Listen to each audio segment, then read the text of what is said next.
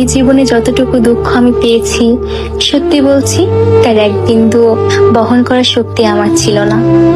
কখনো চাইলেই কাঁদতে পারিনি, কখনো কারো কাঁধে মাথা রেখে বলতে পারিনি আমি ভালো নেই। তাই নিজের ভেতরেই সব জমিয়েছি, হাসি মুখের আড়ালে, নীরবতার গভীরে।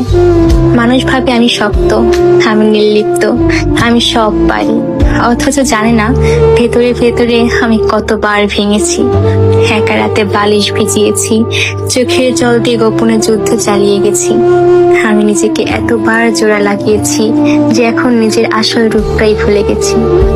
কখনো ভেবেছি হয়তো এই দুঃখগুলো সামলে নিতে পারবো, হয়তো সময় ঠিক করে দেবে সবকিছু, কিন্তু বাস্তবতা হলো আমি আয়ত্তের বাইরে দুঃখ ধারণ করতে করতে এখন নিজেই ধ্বংস হয়ে গেছি।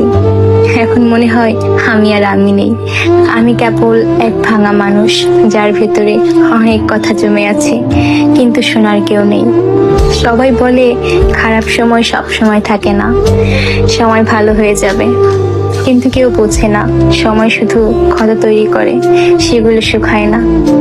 আমি এখন কেবল একটি নীরবতা, মুখে হাসি, চোখে অন্ধকার আর মনে একরাশ দুঃখের বোঝা নিয়ে প্রতিদিন বেঁচে থাকার অভিনয় করে যাই।